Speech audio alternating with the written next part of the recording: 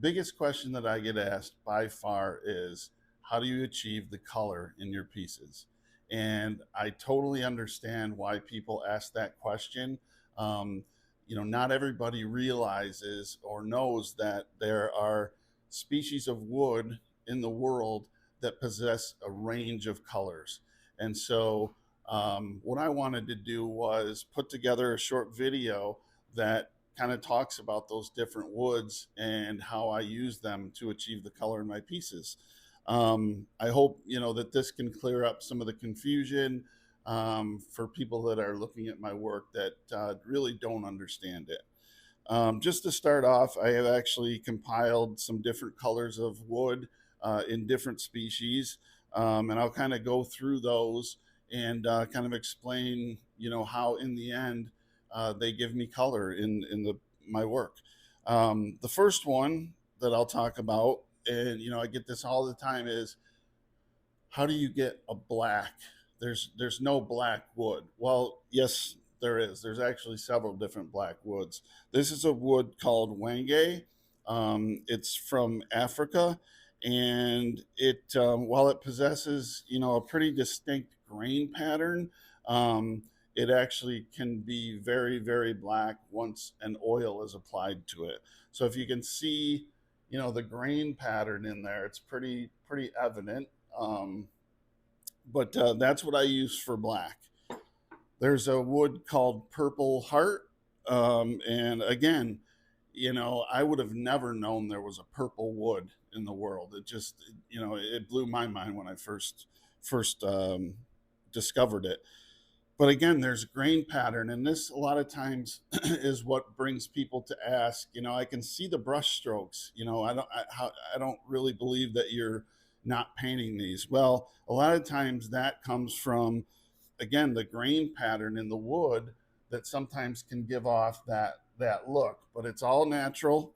Again, this is purple maho, and it's a very very dense wood. I use it a lot when I need purple. There's another wood called yellow heart. Again, as you can see, it's very yellow. There's a little bit of grain pattern, and that's what I use for yellow. This wood is called poplar, and poplar is a very popular species of wood used in the U.S. for people that want to use a hardwood that's not extremely expensive. It's not an exotic wood, but it does have parts of the boards that I get will have a very green color to it. It also has, it can get very white and also have some hints of like slight purple in it. So it's an interesting wood, but it's really the only wood that I know that possesses a distinct green color. Um, Probably the biggest question I get is, there's no, how do you get the white? There's no wood out there that's that white. This is a wood called holly, and when dried right, it can actually be almost a pure white. There's very very little grain pattern in this wood. As you can see a little bit of knot in there, but that's just a piece with the knot. I try to use pieces that have like no grain, so that helps me achieve that realism look to my pieces. This wood is very dense. It's also very expensive, very hard to get. It's actually used and has been used for piano keys. I mean, that's how white this wood is. And then this wood, again, I use a ton of it where there's red in my pieces. It's a wood called Paduke. It's got, very distinct grain pattern. And this one, again, people say, the brush strokes, but again, it's the grain pattern within that wood. So once I put all these pieces together of all these different colors, the final thing that I do in order to protect the wood, protect my piece, and give it some longevity is I apply a wax oil. And it's a clear wax that goes over the top of the wood and is merely meant to protect the wood over time so that it doesn't dry out, it doesn't crack, but at the same time, it it brings out the natural vibrance and color in the wood and also the grain pattern. So I wanted to give you a little demonstration here as to what that looks like after applying. Again, it's just a clear wax that goes on. But look at that. Look at the difference and how that brings out the grain and the richness in color. And then, I just take a rag and I just really work that into the fibers of the wood. And it just really makes that red color pop.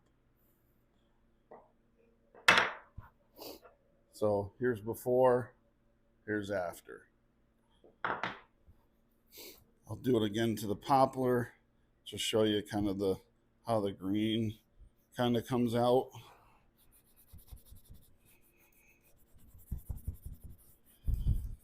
And there's that green with the green pattern. And then, that's before, after. Now this one is really dramatic in the wenge, where, as I was saying before, it really, really, really gets dark black. There's another wood called ebony that gets really black too, but I tend to have a little bit more access to this and use this more. But look at that. Look how black that is. So you got before, after. Same thing with the yellow heart.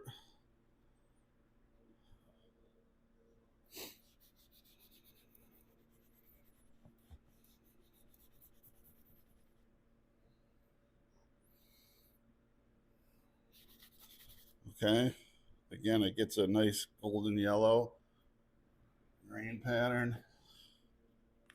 Before, after.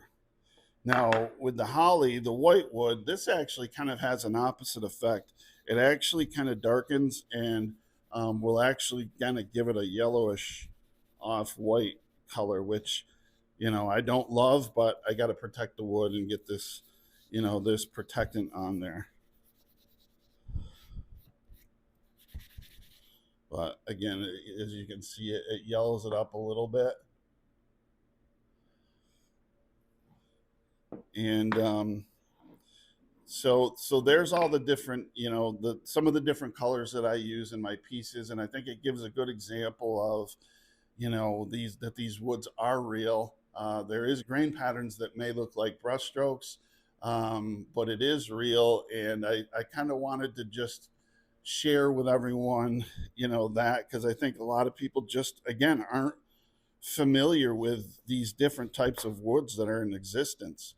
I do have a couple pieces in my shop that I'll share. Here's a sculpture that I did. Now this one, has had some time, so the colors do tend to fade a little bit over time. And if I have the piece with me, every year I'll apply a little bit more wax oil. It just kind of refreshes it and gives it that much more protection. But in this piece, you'll see I've used poplar, which is the green, holly, which is the white, wenge, which is the black, padauk, which is the red here, and then purple heart back here. So that I've used a lot of different colors in this piece. And again, I can understand why people would say, that looks painted. Here's another sculpture that I did where I'm using holly for the white. And I try to keep the grain patterns going in certain ways to kind of give that illusion of, the realness of it. But again, this is one of the ones that a lot of people have commented, that you can see the brush strokes. Well, those aren't brush strokes. Those are grain patterns. So yeah, so there's you know, the different pieces of these woods in use, and I hope that helps. Stay tuned because my next video I want to discuss inlay, which is, you know, the process of taking one wood and inlaying it into another one to give me that color, and ultimately round out my piece to where it has multiple colors.